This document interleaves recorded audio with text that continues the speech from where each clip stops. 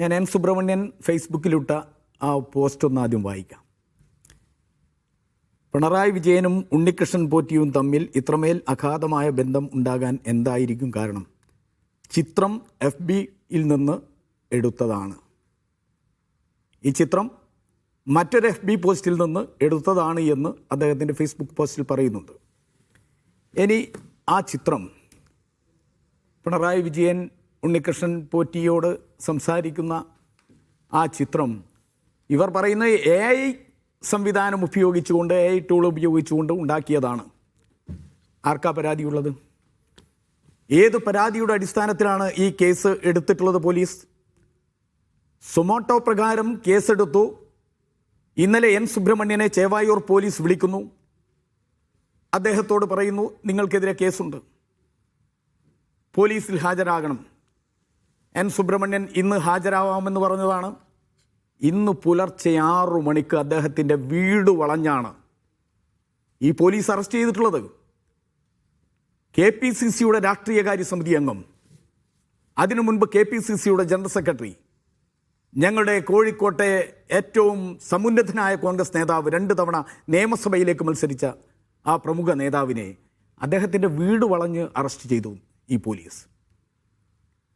N Subramanian അദ്ദേഹത്തിൻ്റെ Facebook പോസ്റ്റിൽ പറയുന്നത് ഇത് മറ്റൊരു FBയിൽ നിന്ന് കിട്ടിയതാണ്.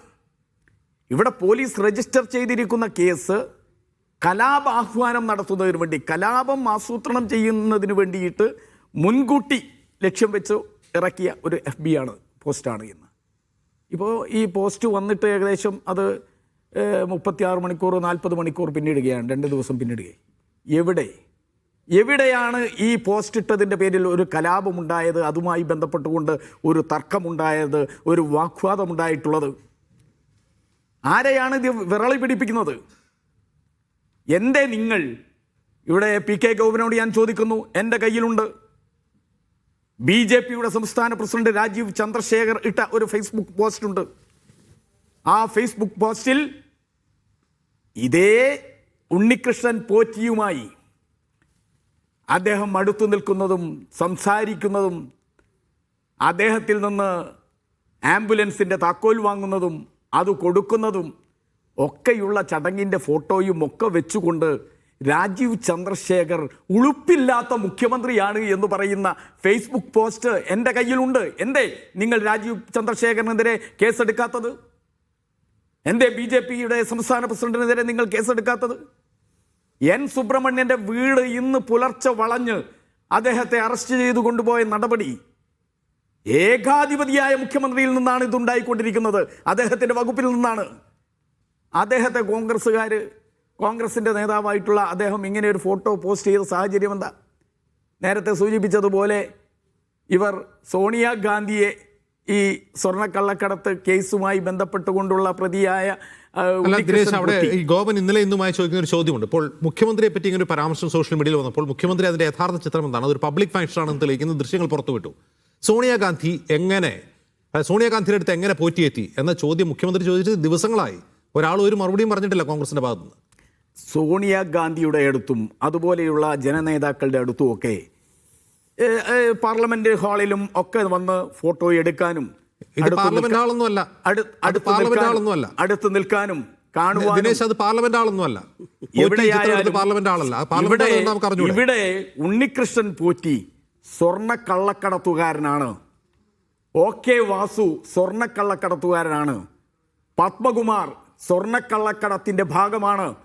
ശബരിമലയിലെ ദ്വാരപാലക വിഗ്രഹത്തിലും കട്ടിൽപ്പാളികളിലും അതുപോലെ തന്നെ താങ്ങുപീഠത്തിലും 1998 വിജയ് മല്യ നൽകി ഹൈക്കോടതിയുടെ നിരീക്ഷണത്തിൽ 30 കിലോ തങ്കക്കട്ടി 24 ക്യാരറ്റ് സ്വിറ്റ്സർലാൻഡിൽ നിന്ന് കൊണ്ടുവന്ന ആ സ്വർണം അവിടെ പതിച്ചത്, ആ പതിച്ച സ്വർണം തിരുവിതാംകൂർ ദേവസ്വം ബോർഡിൻ്റെ രജിസ്റ്ററിലുള്ളത് സ്വർണ്ണപ്പാളികൾ എന്നുള്ളതായിരുന്നു.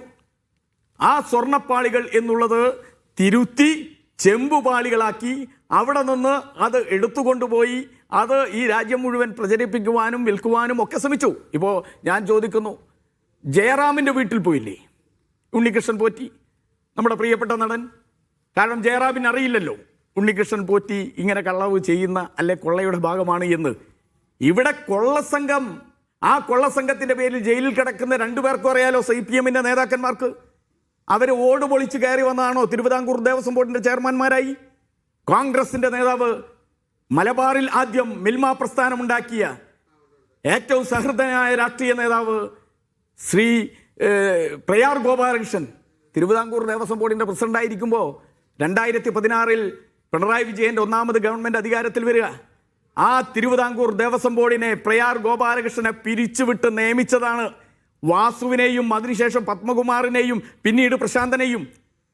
അതിനുശേഷമാണ് 2019 ശബരിമലയിലെ സ്വർണ്ണക്കൊള്ള നടക്കുന്നത്. ആ സ്വർണ്ണക്കൊള്ളയ്ക്ക് നേതൃത്വം കൊടുത്തത് CPM നേതാക്കന്മാരായിട്ടുള്ള തിരുവിതാംകൂർ ദേവസ്വം ബോർഡ് പ്രസിഡന്റും മറ്റുള്ളവരും അറിയെക്കൊണ്ട് തന്നെയാണ്. അതിൻ്റെ അന്വേഷണം പിണറായി വിജയന്റെ പോലീസ്, പിണറായി വിജയന്റെ മന്ത്രിസഭ ഉത്തരവിട്ട് നടക്കുന്നതല്ല, മറിച്ച് ഹൈക്കോടതിയാണ്. ഹൈക്കോടതിയുടെ നിരീക്ഷണത്തിൽ, ഹൈക്കോടതിയുടെ ചുമതലയിൽ ഹൈക്കോടതി നിയോഗിച്ച SIT സംഘമാണ് അന്വേഷിക്കുന്നത്. ആ അന്വേഷണത്തെ അട്ടിമറിക്കാനുള്ള ശ്രമം ഇവിടെ നടക്കുന്നതിൻ്റെ ഭാഗമാണ്. അതിൻ്റെ ഭാഗമായിട്ട് സോണിയാഗാന്ധിയിലേക്ക് ഇത് കൊണ്ടുപോകുന്നത്. ശബരിമലയിലെ പരികർമ്മിയായിരുന്നു ഉണ്ണികൃഷ്ണൻ പോറ്റി. അതുകൊണ്ട് തന്നെ ശബരിമലയിലെ വിശ്വാസികൾക്ക് ആ ചോദ്യം ദിനേശ് പെരുമണ്ണയ്ക്കും എൻ സുബ്രഹ്മണ്യനും ഉന്നയിക്കാം. അത് നിങ്ങൾക്ക് ചോദിക്കാം, രാഷ്ട്രീയമായി ചോദിക്കാം. അതിനു പകരം ഒരു ചിത്രം കാണിച്ച് പിണറായി വിജയനിലേക്ക് ലിങ്ക് ചെയ്യാൻ ശ്രമിക്കുമ്പോൾ അവർ തിരിച്ചും സോണിയാഗാന്ധി വെച്ച് ചെയ്യും. അല്ല, സോണിയാഗാന്ധി